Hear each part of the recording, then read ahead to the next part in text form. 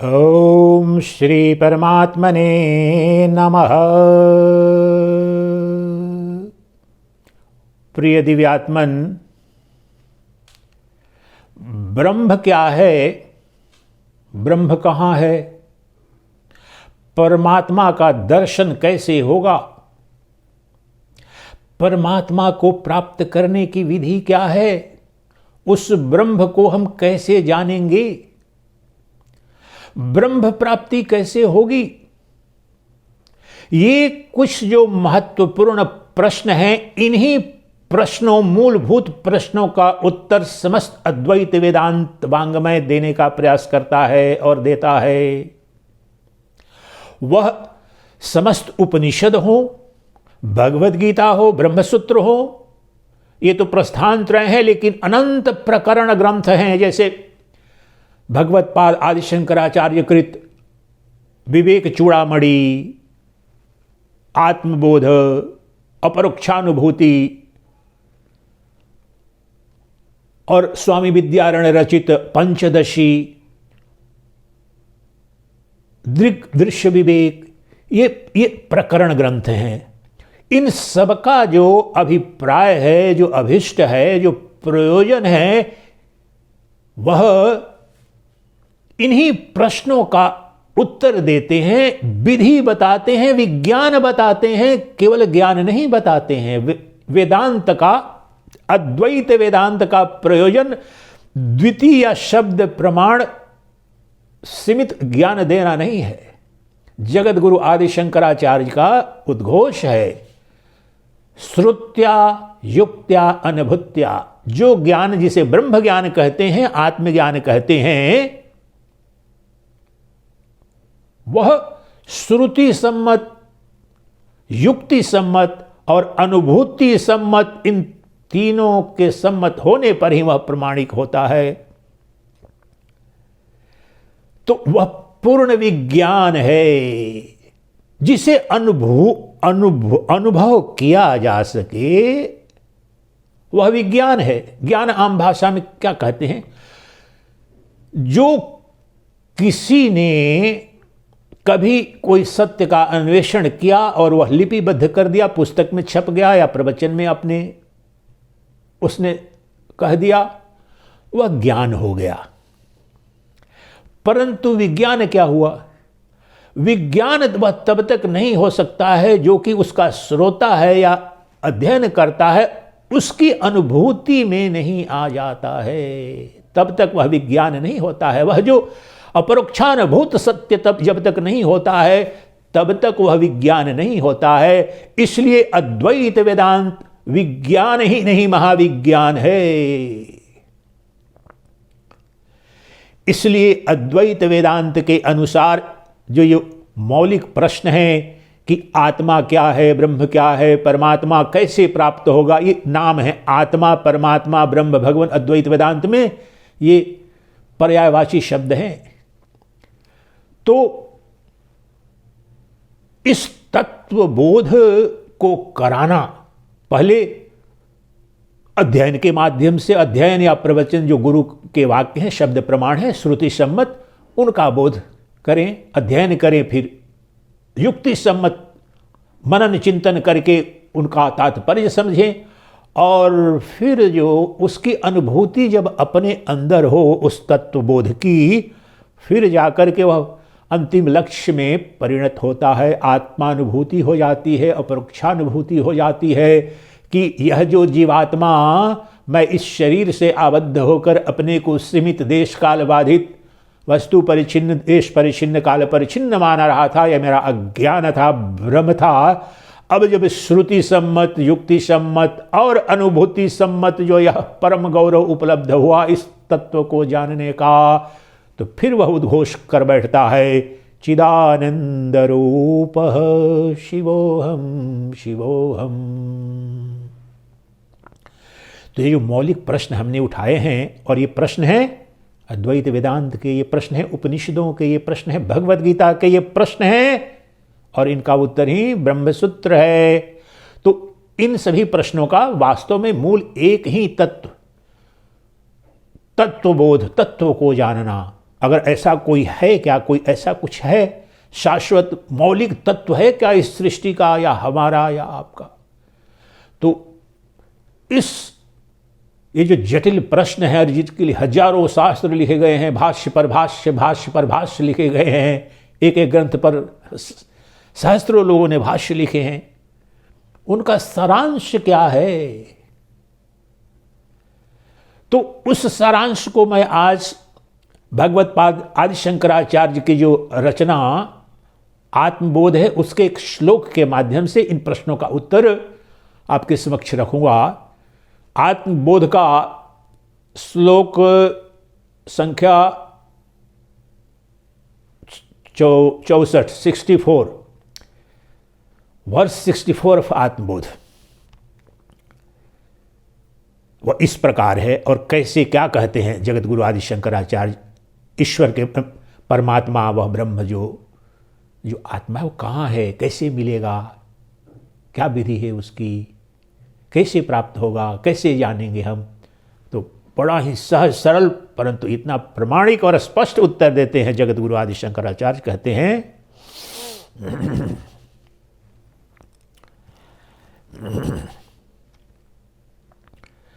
दृश्यते श्रूयते यद्वत् ब्रह्मणो अन्यन तद्भवेत् तत्त्वज्ञानाच तद्ब्रह्म सच्चिदानन्दमाद्वयम् सच्चिदानन्दमाद्वयम्।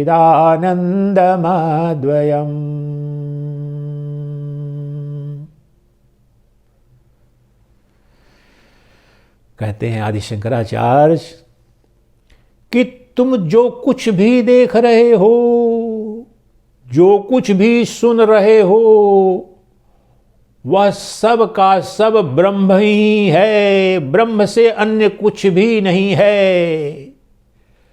जब तुम्हें तत्वबोध होता है, सम्यक ज्ञान होता है सत्वस्तु का, तब तुम्हें यह पता चलता है कि वह जो एक अद्वय ब्रह्म सच्चिदानंद स्वरूप है वही एकमात्र सत्य है, और वही अनंत ब्रह्मांड में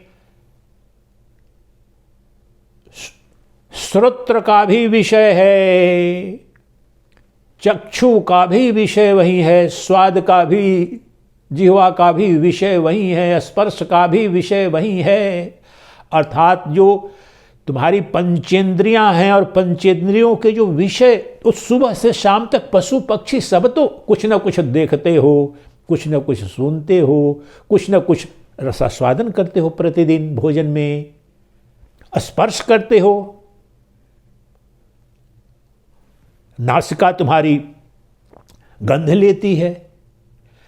तो ये पंचेंद्रियों के जितने भी विषय हैं सुबह से शाम तक जो अनुभूति में तुम्हारे आ रहे हैं, वो सब का सब ब्रह्म ही है, ब्रह्म के सिवा कुछ भी नहीं है। क्योंकि ये एकमात्र जो तत्व है, एकमात्र सत्य है, वह एक अद्वैत सच्चिदानंद घन ब्रह्म ही है। वहीं ये अनंत नाम रूपात्मक जगत के रूप में भाषित हो रहा है, कल्पित हो करके भाषित हो रहा है। वह है एक अद्वय अखंड तत्व, परंतु अज्ञान के कारण, माया प्रभाव के कारण खंड खंड सा, विभक्त सा प्रतीत हो रहा है। वह जो एक अद्वय अखंड सच्चिदानंद घन ब्रह्म है, वही तुम्हारी समस्त इंद्रियों का विषय है। इसलिए तुम जो कुछ भी देख रहे हो वह सब ब्रह्म है, जो कुछ भी तुम्हारे श्रवण में आ रहा है वह सब ब्रह्म है, जो कुछ भी तुम्हारी नासिका गंध ले रही है वह ब्रह्म है, जो भी तुम्हारी रसना जिह्वा रसास्वादन कर रही है वह ब्रह्म के सिवा कुछ भी नहीं है, जो भी तुम्हारी त्वचा स्पर्श के समय अनुभव कर रही है वह ब्रह्म के सिवाय कुछ भी नहीं है। क्योंकि ब्रह्म एकमात्र सत्य है। सर्वम खलु इदम ब्रह्म, ये अनंत जो ब्रह्मांड है, जो जगत है, नाम रूपात्मक जगत, उसका जो अधिष्ठान है अर्थात उसका जो तत्व है, जो सारांश है, जो आधार अधिष्ठान है, वह ब्रह्म है। आम भाषा में जो कारण है, ये जो अनंत नाम रूपात्मक जगत है, उसका कारण सच्चिदानंद घन ब्रह्म है। सत, शाश्वत सत्य, चित, शुद्ध बोध, आनंद, अद्वितीय अखंड अक्षय आनंद का भंडार और अद्वैत तत्व है, परंतु वहीं द्वैत जगत के रूप में भाषित हो रहा है। इसलिए तुमने जीवन में ब्रह्म के सिवा कभी भी कहीं भी कुछ भी न देखा है, कुछ भी न सुना है। कोई अनुभव तुम्हारा ब्रह्म से मुक्त नहीं, आत्मा से रिक्त नहीं, परमात्मा से, और परमात्मा के बिना तो न कोई अनुभूति है, न कोई बोध है, न कोई ज्ञान है, न कोई भाव है। ये सब चैतन्य सत्ता में ही और चैतन्य सत्ता के अधिष्ठान पर ही अनुभूति में आ रहे हैं।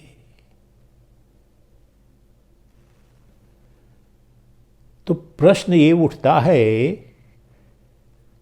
कि कह रहे हैं आदि शंकराचार्य कि ये जो दृश्यमान जो जगत है नाम रूपात्मक, जो नित्य जन्म उत्पत्ति को, जन्म स्थिति प्रलय को प्राप्त हो रहा है, वह ब्रह्म है। तो ब्रह्म मरण धर्मा है, ब्रह्म जन्म धर्मा है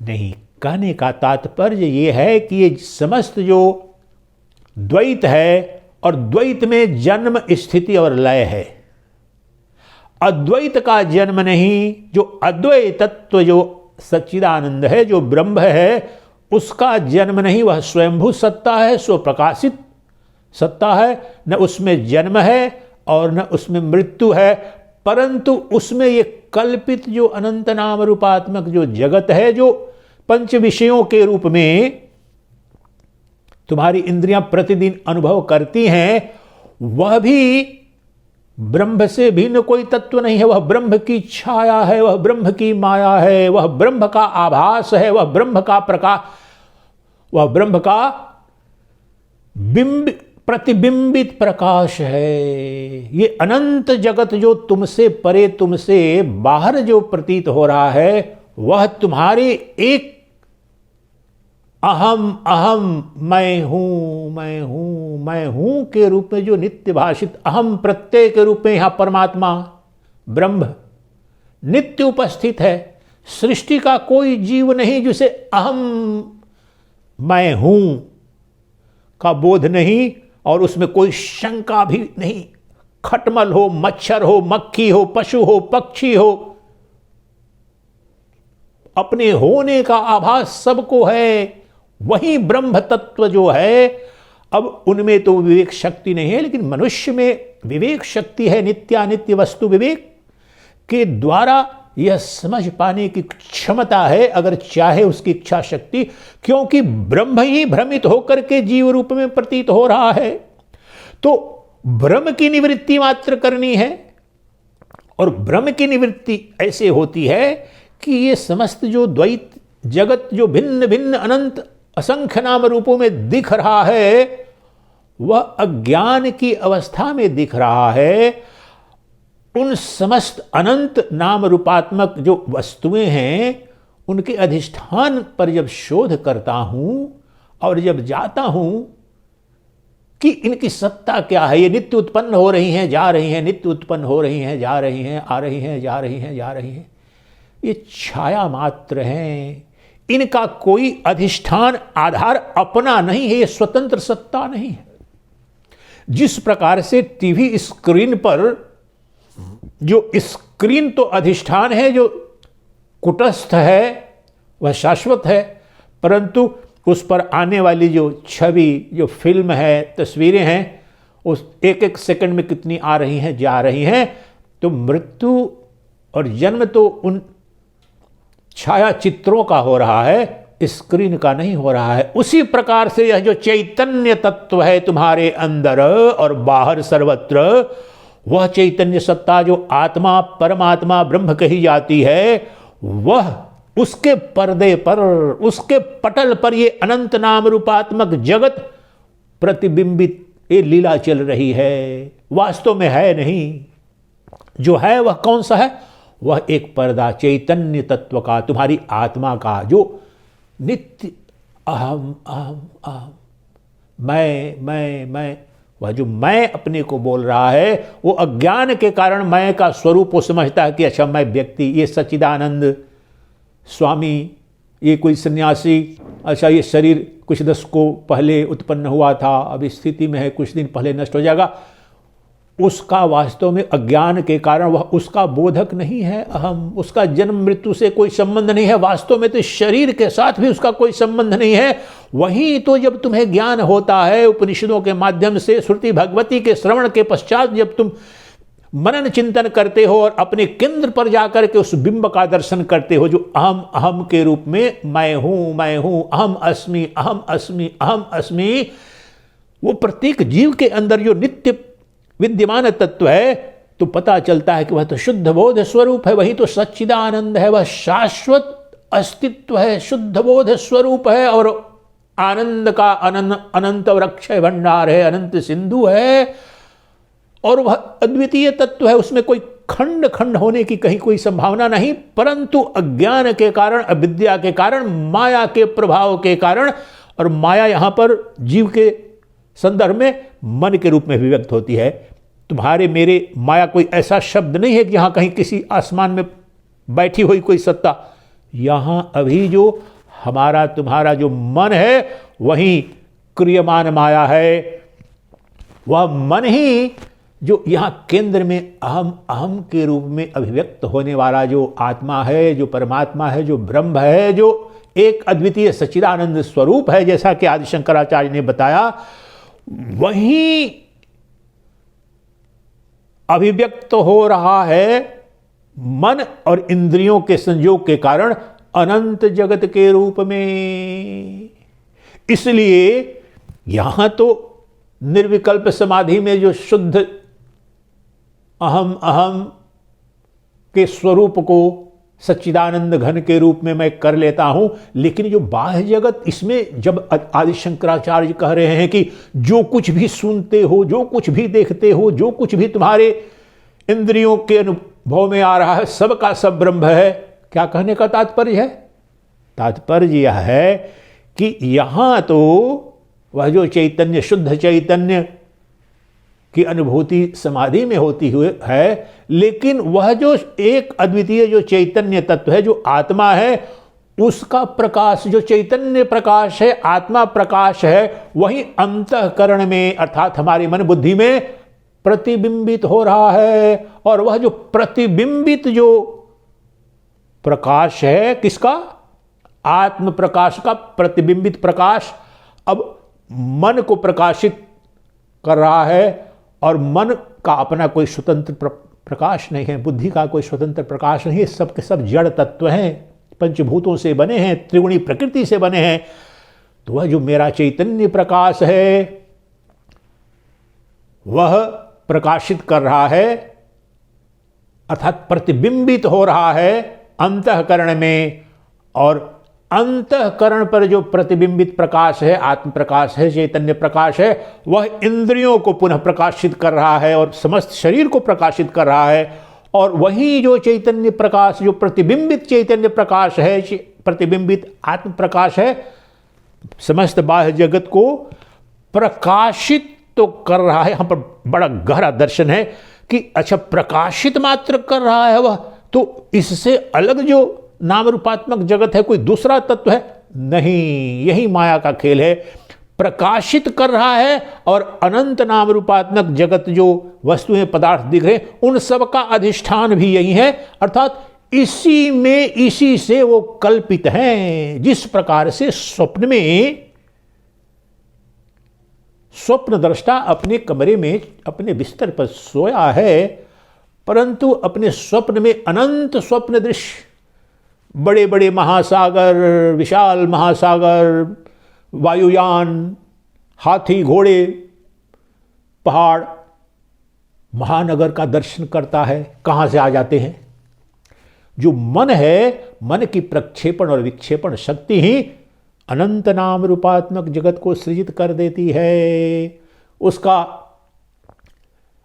निमित्त उपादान कारण स्वप्न जगत का क्या होता है? मन। Mind alone is the substratum of this entire world of dream world. उसी प्रकार से, जिस प्रकार से स्वप्न जगत का जो सृजन का जो अधिष्ठान आधार मेरा एक मन है, अनंत जगत को सृजित कर दिया, वही मन जो ये जागृत अवस्था में भी अज्ञान के कारण, माया के प्रभाव के कारण, जो मैं एक अद्वितीय सच्चिदानंद घन स्वरूप हूं, मुझ में न कोई नाम है न रूप है, परंतु वह चैतन्य सत्ता ही इस नाम रूपात्मक जगत के रूप में प्रतिबिंबित, आभासित होने लगता है। छाया मात्र है, इसका कोई सार तत्व इसमें नहीं है। आप जब प्रतिबिंब में यहां दर्पण में देखते हैं तो दर्पण के अंदर जो छाया चित्र दिखता है, वहां पर होता है कुछ? क्या? कुछ भी नहीं होता है। वहां पर दर्पण और दर्पण एकमात्र तत्व होता है। उसी प्रकार से ये अनंत, जहां पर आदि शंकराचार्य कह रहे हैं कि जिसे भी देख रहे हो, जो कुछ भी सुन रहे हो, जो कुछ भी अनुभव में और तुम्हारे इंद्रियों के ज्ञान में आ रहा है, बोध में आ रहा है, सबका सब ब्रह्म है। तात्पर्य यह है कि वहां पर एक अद्वितीय जो चैतन्य तत्व है, जो एकमात्र आधार अधिष्ठान है अनंत जगत का, वही सत्य है। उसमें वो नाम रूपात्मक जो भिन्न भिन्न रूप में जो वस्तुएं, पदार्थ, व्यक्ति दिख रहे हैं, जीव दिख रहे हैं, सबके सब कल्पित हैं। उनके अधिष्ठान में जाओ, अर्थात कारण में जाओ, तो वहां पर ब्रह्म है। प्रत्येक नाम रूप के अंदर जाओ, उसके अधिष्ठान को ढूंढो, उसके कारण का अन्वेषण करो, तो वहां कोई नहीं, कुछ नहीं, केवल ब्रह्म ही है। क्या स्वरूप है उसका? सच्चिदानंद मद्वयम। सच्चित आनंद जो एक अद्वितीय ब्रह्म है, उसी में अनंत ये नाम रूपात्मक जगत कल्पित, प्रतिबिंबित हो रहा है। इसकी अपनी स्वतंत्र सत्ता नहीं है। वह सच्चिदानंद ब्रह्म के अधिष्ठान पर ही, और उस अधिष्ठान से ही, और उस अधिष्ठान में ही आभास मात्र है। जिस प्रकार से दर्पण में जो वीडियो दिखता है या चित्र दिखता है, फोटो दिखता है, होता कुछ नहीं है। इसलिए इस जगत में जितने भी नाम रूप देख रहे हो, सब के सब मृषा है, मिथ्या है। नाम रूप ये सतचित आनंद पर कल्पित हैं। सत वस्तु सतचित आनंद है, नाम रूप कल्पित है। तो नाम रूप का निषेध करो तो जो बच जाता है वही सच्चिदानंद घन ब्रह्म है। और वह नित्य विद्यमान है, सर्वत्र विद्यमान है। वह देश काल वस्तु अपरिछिन्न तत्व है। न उसे देश बाधित कर सकता है, न कोई काल बाधित कर सकता है, न कोई वस्तु विशिष्ट उसे बाधित करने की क्षमता रखती है, क्योंकि वही सर्वस्व है, वही सर्वत्र है, वही सर्वरूप है, वही सर्वनाम है। वह जो परमात्मा, जो ब्रह्म है, वह स्वतः तो अनाम है, अरूप है, परंतु सभी नामों का अधिष्ठान वही है। समस्त निराकार होते हुए भी सभी आकारों का अधिष्ठान वही है। सृष्टि में कोई भी स्वतंत्र आकार नहीं, कोई भी स्वतंत्र नाम नहीं। वह जो निराकार है वही समस्त आकारों का अधिष्ठान है। वह जो अनाम है वही समस्त नामों का, कल्पित नामों के बोध का अधिष्ठान है। और वह तत्व कौन है, कहाँ है? वह तत्व तुम्हारे अंदर अभी यही सदा सर्वदा तुम्हारी आत्मा के रूप में, जिसका बोध अहम प्रत्यय के रूप में नित्य हो रहा है। एवर शाइनिंग एज आई आई आई आई। ये डायरेक्ट, ये जो मैं कह रहा हूं वास्तव में अंतिम अवस्था में बताया जाता है, वहीं पर समझा जाता है,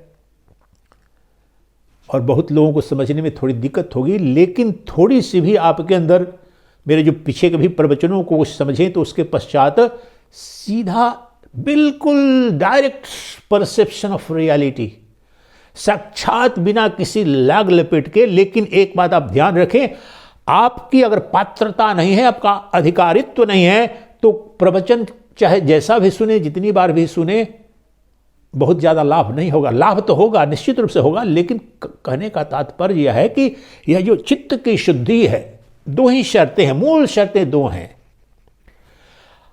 आपकी जो चित्त की अगर शुद्धि हो गई हो, और विभिन्न शास्त्रों में जो बताया जाता है कि अमुक अमुकम शमदम नियम तितिक्षा, ये मैं इन सबको दो शब्दों में सरल अधिकारी और पात्रता को प्रमाणित करने के लिए आपको बता रहा हूं, ताकि आपको ये जो प्रवचन है, जो इसका श्रवण मनन केवल मनोरंजन न रह जाए, कोई टाइम पास न रह जाए, आप परम वैभव को जिसके लिए आप ललायित हैं वह उपलब्ध हो जाए। तो दो शर्तें केवल हैं। क्या है? पहली शर्त तो ये है, और महाविज्ञान है, ये कोई कहने के लिए नहीं है, इसमें इसको ठगने का कोई उपाय नहीं है, ये अनुभूत सत्य बोल रहा है सच्चिदानंद अपना बचपन से इस प्रश्न, कि जब तक आपकी चित्त की शुद्धि नहीं होगी, और चित्त की शुद्धि का सहज सरल एक ही अर्थ है जो कि समझने में इस सच्चिदानंद को 30 साल लगा। हर शास्त्र में चित्त की शुद्धि, चित्त की शुद्धि, चित्त की शुद्धि है क्या? चित्त की शुद्धि का बस सहज सरल इतना ही तात्पर्य है, वासना मुक्त मन, कामना मुक्त मन। क्या इसका तात्पर्य कि जिसके अंदर बिल्कुल कोई कामना ही नहीं, वासना ही नहीं, बिल्कुल जब वो हो जाएगा उसके पश्चात ये अन्वेषण, ये मार्ग का अनुसरण करूंगा? नहीं नहीं, तात्पर्य इसका यह है कि जो आम जन है, आम जो व्यक्ति है, आम तौर पर जितना वासना युक्त, कामना युक्त सुबह से शाम तक प्रत्येक मनसा वाचा कर्मणा है, वह संचालित होती है वासना से, कामना से, इंद्रिय भोग की लालसा से। तो वो जो प्रगाढ़ता हो तुम्हारे प्रयास से, तुम्हारे बोध से, इसकी क्षणभंगुरता, ये जो सांसारिक इंद्रिय भोग हैं, इनके मिथ्यात्व, इनकी निस्सारता को अपने जो अपरोक्ष, जो स्वयं के अनुभव हैं, उससे जब वैराग्य, इसलिए वैराग्य किसी ने कह दिया कि संसार नश्वर है, पति पत्नी प्रियतम परिवार सब त्यागो, इससे नहीं होगा। तुमने स्वतः अगर देख लिया इन निस्सारता, इन इंद्रिय भोगों की, और फिर जो है सो तुमने आत्मचिंतन प्रारंभ कर दिया, सत्य की खोज प्रारंभ कर दी, किसी गुरु की शरण में, किसी श्रुति भगवती की शरण में, कोई आध्यात्मिक कुछ भी अनुशीलन, कोई मार्ग कर रहे हो, तो ये जो वासना का जो प्रगाढ़ प्रज्वार है वह कमजोर पड़ने लगता है, क्षीण पड़ने लगता है। और जब क्षीण पड़ने लगता है, कमजोर पड़ने लगता है, एकदम नाश तो बिल्कुल इसका नहीं होता है। जब आप ब्रह्मज्ञानी भी हो जाओगे, आप ब्रह्मनिष्ठ भी हो जाओगे, तो प्रारब्ध कर्म इसके फल से थोड़ा थोड़ा रहता है वहां पर, वो लेकिन बाधा नहीं बनता है। जो तुम्हारी जीवन की समस्त गतिविधि को संचालित करने का जो कारण, जो तुम्हारी वासना बन जाती है, अगर वो स्थिति है, वहां ब्रह्म ज्ञान नहीं होगा। तो जब अपने सम्यक चिंतन मनन से तुमको ये अगर पता चल गया कि जो भोग मैं खोज रहा हूं, जो प्रेम खोज रहा हूं, जो जिस आनंद की प्यास है, वास्तव में तो संसार में देखा, भोगा और कर रहा हूं, उम्मीद थी ये मिलेगा, ये प्रियतम मिलेगा, ये प्रियतमा मिलेगी, वह धन, वह वैभव, वह ऐश्वर्य बहुतों को उपलब्ध भी हो जाता है। एक उपलब्ध हुआ तो दूसरी की कामना हो जाती है। तो चित्त की शुद्धि का तात्पर्य यह है कि ये कमजोर तुम्हारे अंदर काफी शिथिल सा पड़ गया है। जो वासनाओं का प्रज्वार है, अब कृपण जिसे बहते हैं ना, लूल्हा लंगड़ा जैसा कभी कभी आता है, और तुम जो है जागृत हो चुके हैं उस सत्य की खोज में। तो पहली शर्त तो ये है, 100% बिल्कुल ये भी ध्यान रखना, ये बहुत महत्वपूर्ण ये अनुसंधान इस सच्चिदानंद का ही है कि उम्र बढ़ेगी ऐसे से नहीं, उम्र के साथ कोई संबंध नहीं है, वासनाएं स्वतः में क्षीण नहीं होती है करके। सम्यक जब तुम्हारा जो अन्वेषण नहीं होगा इनके प्रति कि वास्तव में जो इन वासनाओं से, कामनाओं से, इंद्रिय भोगों से मैं खोज रहा था, मिला क्या वास्तव में? तृप्ति मिली क्या? वासनाओं से, कामनाओं से, इंद्रिय भोगों से कभी तृप्ति मिल नहीं सकती है। जब यह बोध होता है तब तुम्हारी उपरति होती है, तब तुम्हारी यात्रा बाह्यमुखी न होकर के अंतर्मुखी होती है। तो पहली शर्त है चित्त की शुद्धि, जिसे आत्मशुद्धि कहते हैं, ये होनी चाहिए। और इससे जनित यह जो वैदिक संस्कृति यहाँ पर सनातन धर्म है, उसमें इसी के निवारण के निमित्त कि फिर क्या ये निराश उदास, ये वैराग्य जो है और संन्यास और गैरिक वस्त्र का जो मार्ग का अनुसरण करता है, वह उदास निराश जीवन नहीं है, वह परम वैभव की खोज है। अब उन शास्त्रों का जब अध्ययन करते हो, जब गुरु के पास जाते हो और ये अनुसंधान प्रारंभ कर देते हो आत्म तत्व का, तो मुमुक्षा प्रगाढ़ हो जाती है। इसलिए कि मोक्ष क्या है? श्रुति भगवती में जो उक्त जो मोक्ष की परिभाषा है, जो स्वभाव है, वह दुखों की आत्यंतिक निवृत्ति और परमानंद की प्राप्ति, अज्ञान की आत्यंतिक निवृत्ति और अनंत अखंड ज्ञान की प्राप्ति, और मृत्यु की आत्यंतिक निवृत्ति और शाश्वत अजर अमर जीवन की प्राप्ति। ये तीन ही तो दुख हैं, और इन तीन के जो विपरीत जो अमर तत्व है, जो ज्ञान स्वरूप है और जो आनंद स्वरूप है, अर्थात जड़ दुख अज्ञान का से निवृत्ति खोज रहे हो, और अक्षय अनंत आनंद, अखंड ज्ञान और अमरत्व की खोज है प्रत्येक जीव की। मोक्ष उसे ही कहते हैं जब यह सम्यक श्रवण मनन निधिध्यासन से पता चल जाता है कि ये जो मेरे दुख हैं और जिन भोगों वासनाओं की तृप्ति खोज रहा था जिनमें और नहीं मिली, इन सब का तो समाधान हजारों वर्षों पूर्व इस देश के ऋषियों ने, मनुष्यों ने खोज लिया। जिस आनंद के, प्रेम के अक्षय भंडार की तुम्हारी खोज है, जहां पर तृप्त हो जाओ, आकंठ तृप्ति हो जाए, कृतकृत्य हो जाओ, न पाने को कुछ शेष रहे, न कुछ जानने को शेष रहे, न कुछ अनुभव करने को शेष रहे, वह तत्व है मोक्ष, वह तत्व है ब्रह्म, वह तत्व है तुम्हारा अपना नित्य विद्यमान आत्म तत्व। तो ये जान लेने के पश्चात तुम्हारी मुमुक्षा प्रगाढ़ हो जाए, ये दूसरी शर्त है। ये बड़े गहरे लंबे अनुसंधान के पश्चात मैं आम भाषा में यही कहता हूँ किसी को कि वेदांत दर्शन और ये अध्यात्म के मार्ग का अनुसरण, वैसे अनुसरण तो कोई भी कर सकता है, लेकिन इसका फल चाहते हो इसी जीवन में, अगर उसका रसपान त्वरित गति से घटना तो बड़ी क्षण भर में घट सकती है। और मैं बोल रहा हूं अगर तुम्हारे अंदर ये दो शर्तें हैं तो 90% तुम्हारा काम हो चुका। क्या दो शर्तें हैं?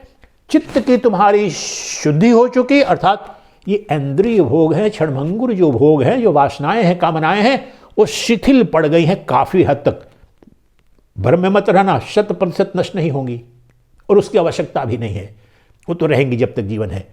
तो कमजोर पड़ गई हैं, शिथिल पड़ गई हैं। अब तुम्हारे जीवन की जो प्रत्येक मनसा वाचा कर्मणा गतिविधि है उसको संचालित निर्धारित करने की उनकी क्षमता नहीं रही है, आती हैं जाती हैं कभी कभी, इस अवस्था में आ गई। और दूसरी शर्त, इसके पश्चात जो वैराग्य हुआ और उस जिस प्रेम की खोज इंद्रिय भोगों में थी, जिस आनंद की खोज उन इंद्रियों भोगों में थी, उनकी खोज अब श्रुति भगवती बता रही है। श्रुति भगवती निषेध नहीं कर रही है कुछ भी। श्रुति भगवती तो ये कह रही है, अरे महामूर्ख, तू जिसमें खोज रहा है वह स्वतः ही मिथ्या है। उसमें प्रेम कहां, उसमें आनंद कहां, उसमें तो क्षण भंगुर है वह सबका सब जो इंद्रिय भोग है। और मैं तो तुम्हें, श्रुति भगवती कहती है, मैं तो तुम्हें आनंद का अक्षय भंडार, प्रेम का अनंत महासागर, शाश्वत अनंत अमर जीवन और अनंत अखंड ज्ञान प्रदान कर रही हूं। सत्यम ज्ञानम अनंतम ब्रह्म, यही मोक्ष का स्वरूप है, यही ब्रह्म का स्वरूप है। ब्रह्म जो है, जो तुम्हारा आत्मा है, वह स्वतः सत्यम ज्ञानम अनंतम ब्रह्म, वह अनंत अखंड ज्ञान है, वह अनंत अखंड शाश्वत सत्य है। उसी का बोध करना है। वह तत्व तो नित्य विद्यमान है, वह किसी आकाश में, किसी दूसरे लोक में नहीं है, कहीं से वो सृजन नहीं करना है उसका। बस अज्ञान हो गया है, भ्रम हो गया है, आत्मविस्मृति हो गई है, और उस आत्मविस्मृति के कारण ही जो ब्रह्म है, आदिशंकर ने क्या बताया, जो देख रहे हो, सुन रहे हो, जो भी अनुभव में कर रहे हो, सबका सब ब्रह्म है। तो ब्रह्म ही जो भ्रमित होकर के जीव सा प्रतीत हो रहा है, ब्रह्म के सिवाय दूसरी कोई स्वतंत्र सत्ता नहीं है। ब्रह्म से अतिरिक्त न कोई जीव है, न कोई जगत है। भ्रमित ब्रह्म ही जीव कहलाता है, वही यह जगत के रूप में दिख रहा है। इसलिए अपने स्वरूप का सम्यक ज्ञान जब हो जाता है तुम्हें, तो तुम्हें पता चल जाता है कि तुम एकमात्र सत्य हो, तुम एकमात्र तत्व हो, तुम एकमात्र अधिष्ठान हो ये अनंत जगत के। तुमसे परे न कोई प्रेम की कणिका है, तुमसे बाहर न कोई आनंद का एक कण है कहीं पर। तुमसे अतिरिक्त तो न कोई ज्ञान है, क्योंकि तुम चैतन्य स्वरूप हो, ज्ञान स्वरूप हो, प्रज्ञान स्वरूप हो। ज्ञान के समस्त सृष्टि में जितने ज्ञान हैं, उन सबके अधिष्ठान हो। ये जो क्षणभंगुर ज्ञान है, प्रकृति संबंधी जो पराविद्या जिसे कहते हैं, वह ज्ञान है। तुम तो अपरा तत्व हो, अपरा विद्या हो। जो ज्ञान स्वरूप है तुम्हारा अपना स्वरूप ज्ञान है, क्योंकि तुम चैतन्य हो, और चैतन्य के अतिरिक्त प्रेम की, आनंद की, सौंदर्य की कहीं कणिका भी नहीं है। लेकिन तुम अज्ञान के कारण जो आनंद का अनंत भंडार है, जो ज्ञान का सूरज है, और जो शाश्वत अमर तत्व है, वह भ्रमित होकर के अपने को मरण धर्मा, सुखी दुखी भय, राग द्वेष से ग्रस्त हो रहा है। इसलिए जब वासनाएं छीण पड़ गई और तुमने साधना, जो कुछ मूल साधनाएं हैं उनको करके, और फिर मोक्षा प्रगाढ़ हो गई, तो यहां पर जाकर के जो नित्य प्रतिबिंबित हो रहा है अहम प्रत्यय, संस्कृत में उपनिषदों में कहते हैं, जो ब्रह्म तुम्हें अभी यहीं तत्काल उपलब्ध है और नित्य उसकी अनुभूति हो रही है। अहम अहम अहम अहम, मैं। वह जो मैं तत्व तुम्हारी अनुभूति में आ रहा है, वह तुम्हारी ये जीव का सूचक नहीं, व्यक्ति विशेष का सूचक नहीं, वह स्वतः अनुसंधान करने के पश्चात ये सच्चिदानंद को, ये जो जिस तत्व का अभी ये कहना नहीं चाहिए लेकिन इशारा करता हूं ताकि आपको उत्साह मिलेगा, इस तत्व का तो उद्बोधन और प्रकाश किसी श्रुति के वाक्य से नहीं हुआ, ये स्वतः हुआ। गहन अनुसंधान करते करते निधिध्यासन फिर स्पष्ट रूप से दिखा कि ये अहम अहम अहम अहम, इसकी उपस्थिति तो मैं अनुभव करता हूं और सदा करता हूं, और प्रत्येक जीव करते हैं, इसकी तो कोई संभावना नहीं। फिर इसका स्वरूप क्या है?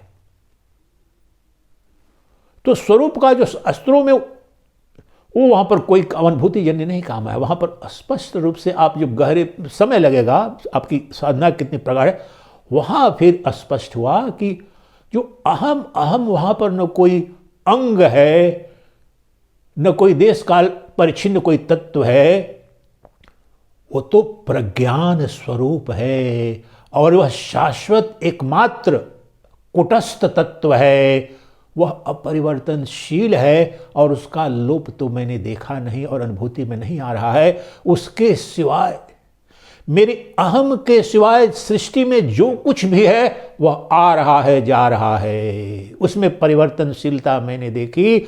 वह एकमात्र तत्व है, इस पर ध्यान दो, एकमात्र वह तत्व है, वह नित्य अपरिवर्तनशील है और नित्य उपलब्ध तत्व है, और मेरा अंतरतम केंद्र है मेरे अस्तित्व का। ये तीन बात। एकमात्र ब्रह्म को भूल जाओ, आत्मा को भी भूल जाओ, परमात्मा को, सबको भूलो, अभी अपने अंदर आओ। नाम महत्वपूर्ण नहीं है, पदार्थ तत्व पर आओ। जो मेरे अंदर अहम के रूप में, जैसा, और सृष्टि की जो भी भाषा है, कोई भी भाषा हो, पशु पक्षी है, उनके लिए भी जब उनके शरीर पर कोई उनके अस्तित्व को खतरा होता है तो वो अहम बोध अगर उनके अंदर नहीं है और उसकी रक्षा नहीं करनी है तो क्यों भाग जाते हैं। तो जो अहम भाव वहां पर जो नित्य प्रकाशित हो रहा है, और एक रूप से मैं बच्चा था तो भी अहम था मेरे अंदर, मैं किशोरावस्था को आया तब भी, युवावस्था को आया तब भी, अब भी दुखी होता हूं तब भी वह वही साक्षी है, वह देखता है मेरे दुख को भी, सुख को भी, प्रचंड गर्मी को भी देखता है। अभी प्रचंड ऋषिकेश में जो ठंडक पड़ रही है उसको भी वो तो दृष्टा है, लेकिन वह सुखी दुखी नहीं हो रहा है। सुखी दुखी तो ये मन होता है, ये इंद्रियां आसक्त और विरक्त होती हैं, और वह उसका स्वरूप वो नित्य प्रकाश स्वरूप है, और उसी के प्रकाश से मेरे समस्त शरीर उसके प्रतिबिंबित प्रकाश से प्रकाशित हो रहा है। रोम रोम मेरा प्रकाशित हो रहा है, ये इंद्रियां प्रकाशित हो रही हैं, और उसी प्रतिबिंबित प्रकाश में अनंत जगत का मुझे बोध हो रहा है। तो वह तत्व तो नित्य उपलब्ध है। जो नित्य उपलब्ध है और जो मेरा अंतरतम तत्व है, मेरा अंतरतम केंद्र है, अर्थात उस पर सबका सब आश्रित है, उस पर आरोपित है, उस अधिष्ठान पर, लेकिन वह स्वतंत्र है, वह किसी पर आश्रित नहीं है, सब उस पर आश्रित है। मेरे अहम के अस्तित्व के बोध होने में ही ये जगत के समस्त बोध है। ये अनुभव करो। ये भी सृष्टि का कोई पशु पक्षी भी नहीं, मनुष्य भी नहीं। पहला बोध जो हमें होता है किसका होता है? पत्नी का होता है, पति का होता है, माता का होता है, पिता का होता है, संतान, किसी का नहीं होता है। अपने शरीर का होता है? नहीं। अपनी इंद्रियों का होता है? नहीं। मन का होता है? नहीं। पहला जो तुम्हें बोध होता है, पहला इसलिए कह रहा है कि अभी अज्ञान की अवस्था है, द्वैत में चर्चा हो रही है, वास्तव में पहला नहीं है, एकमात्र वही तत्व है। तो लेकिन अनुभूति में उसे जानने के लिए जो जैसे गहन निद्रा से जब उठते हो, पहला बोध किसका होता है, किस तत्व का होता है? वह अहम का जब बोध होता है, उसके पश्चात ही तुम्हें इस शरीर का बोध, मन का बोध, पिछले दिन की स्मृति विस्मृति, अपने बिस्तर का बोध, अपने पति पत्नी, माता पिता, मित्र शत्रु, ये सारे बोध मैं और मैं प्रकाश, मैं के प्रकाश में ही तुम्हारे समस्त जीवन की अनुभूतियां प्रकाशित हो रही हैं, तुम्हारे समस्त बोध प्रकाशित हो रहे हैं, तुम्हारी स्मृति भी उसी में प्रकाशित हो रही है। सुबह से शाम तक जितना जो कुछ भी देखते सुनते अनुभव करते हो, सब उस मैं की उपस्थिति में मैं हूं, अहम अस्मि, मैं हूं, अहम अस्मि, जो अहम प्रत्यय है, उस दीपक में ही सब कुछ प्रकाशित हो रहा है। वह दीपक वही आत्मदीपक है, वह आत्म सूर्य है, और वह मेरा अंतरतम केंद्र है। शरीर सो जाता है, रात में इंद्रियां सो जाती हैं, जागृत अवस्था में भी कभी मन कहीं रहता है, कभी इंद्रियां कहीं रहती हैं, कभी शरीर की कुछ अवस्था रहती है, लेकिन वह जो अहम मेरा अहम है, वह तो चाहे स्वस्थ रहूं या रुग्ण रहो, ये शरीर, मन दुखी हो या सुखी हो, प्रसन्न हो या अप्रसन्न हो, वह ये मैं की उपस्थिति में ही, मैं के प्रकाशित होने के पश्चात ही सब कुछ बोध में आता है। वह इसीलिए वह जो आत्मा है वही परमात्मा है, उसका लोप कभी नहीं होता है, एकमात्र तत्व है, ये अनुभूत सत्य है। तुम स्वतः करो कि वह जो मेरा मैं है, इसके अलावा कोई ऐसा है कि शाश्वत हो? नहीं। तुम्हारा शरीर भी इसी 24 घंटे के अंदर जाता है। गहरी निद्रा की अवस्था में कहाँ है तुम्हारा शरीर? कोई प्रमाण है तुम्हें तुम्हारे पास कि तुम्हारा शरीर है, नहीं है, क्या है? ये तो दूसरे लोग प्रमाणित करते हैं, बताते हैं, लेकिन तुम्हारा अनुभूत सत्य है वह जो अहम है, वह जो अहम प्रकाश है। इसलिए अभी और यहीं जो अहम के रूप में अनुभूति में आ रहा है, यही सेल्फ अवेयरनेस है। उस जो जिसे जान रहा हूं और जो जान रहा है, यहां तक जो है, अगर उसके उस आत्म तत्व पर जो मेरी ऊर्जा, मेरा मन, इंद्रियां सब केंद्रित हैं, तो वह अपने पूर्ण प्रकाश में पूरी शक्ति वहां पर आत्म केंद्रित हो गई। अभी सहज अवस्था में क्या है, वह जो प्रकाश उसका है वो प्रतिबिंबित होकर के अंतःकरण में बाहर जा रहा है इंद्रियों के माध्यम से। तो मैं बाह्य जगत को देख रहा हूँ, बाह्य जगत को सुन रहा हूँ, वहाँ भी उसका अधिष्ठान भी ब्रह्म है। कौन सा ब्रह्म है? अहम। यहाँ जो है उसको ही ये अनंत जगत दिख रहा है। जिस प्रकार से स्वप्न दृष्टा ही, जो स्वप्न दृष्टा है वही जागृत स्थिति का दृष्टा है, वही सुषुप्ति का दृष्टा है, और वह स्वप्न दृष्टा ही स्वप्न दृश्य बनता है। उसी प्रकार से जो मैं शुद्ध बुद्ध एक अद्वितीय सच्चिदानंद घन ब्रह्म जो अहम के रूप में अनुभव कर रहा हूं, यही अनंत जगत के नाम रूपात्मक वस्तुओं के रूप में अपीयर हो रहा है, याद नहीं, आभासित हो रहा है। मुझसे स्वतंत्र कोई सत्ता नहीं है, और यह अहम नित्य प्राप्त वस्तु है, नित्य उपलब्ध है, नित्य बोध में आ रहा है। उसके बोध होने के पश्चात ही दूसरा कुछ भी बोध में आता है, और दूसरा कुछ भी अस्तित्व में, केवल बोध ही नहीं, सृष्टि का कोई भी एक अस्तित्व पहले उसके अस्तित्व में आने के बाद ही। इसलिए सब के सब उस अधिष्ठान में ये सब के सब कल्पित हैं। न तुम्हारे शरीर का अस्तित्व है, न तुम्हारी इंद्रियों का अस्तित्व है, न तुम्हारे मन बुद्धि का ही अस्तित्व है। उस मैं के अस्तित्व में आने पर, इसका मतलब कि क्या वह अनस्तित्व में गया था? नहीं, ये यहां अज्ञान की अवस्था में अनुभूति के लिए संवाद हो रहा है। कहने का तात्पर्य कि उससे पहले कुछ भी नहीं है, अर्थात पहले होने का तात्पर्य जो अधिष्ठान है सबका, उसका अधिष्ठान कोई नहीं, वह स्वयंभू तत्व है। वह कौन? वह तुम्हारा अहम, अर्थात तुम्हारी आत्मा। उसे ही आत्मा कहते हैं, वही साक्षी चैतन्य है। और कभी भी वह साक्षी चैतन्य अनुपस्थित नहीं है। एकमात्र तत्व है, वह एक रस नित्य उपलब्ध तत्व है, और मेरा अंतरतम केंद्र है। ये अनुभूत सत्य सिद्ध हो गया। अगर अंतरतम न रहता तो जो अंतरतम रहता सबसे पहले तो उसी का तो बोध होगा। ये वैज्ञानिक सत्य। बाहरी तत्व कोई हो अगर, तो अंदर का कैसे बोध करेगा? जो केंद्र है तो वह जो अहम है वही नित्य प्रकाश है, चैतन्य प्रकाश है, आत्म प्रकाश है, और वही एकमात्र स्वयंभू अस्तित्व है जो सतचित आनंद का, यहां जो चैतन्य है वही सत है। अहम अहम जो कह रहा हूं, तो ये प्रकाश पुंज जो आत्म चैतन्य है वही सत है, शुद्ध सत्य जिसे कहते हैं सतचित आनंद का, वही सत है। और ये सतचित जो है स्वतः में ही आनंद का अनंत सिंधु है, प्रेम का अनंत महासागर है, सौंदर्य का अनंत भंडार है। कौन? ये मेरा आत्मा। इसीलिए समाधि में जाकर, जब समाधि में जिस आनंद का जो अनुभव होता है, तो फिर सब कुछ भूल करके उस आनंद का रसपान करने लगते हैं योगी आत्म। इसीलिए उनको पता चल जाता है कि एकमात्र जिस रस की, जिसके लिए युग युगों से तड़प रहा था, बाह्य इंद्रिय भोगों में खोज रहा था, अब इसका अक्षय भंडार मुझे मिल गया है। इसलिए नित्य रसपान करता है। किसका? जो नित्य उपलब्ध है, नित्य प्राप्त है, और एकमात्र प्रेम का, आनंद का, सुख का, सौंदर्य का वास्तविक निधान है, भंडार है, अक्षय भंडार है। इसलिए भूल जाते हैं, सब कुछ भूल जाते हैं।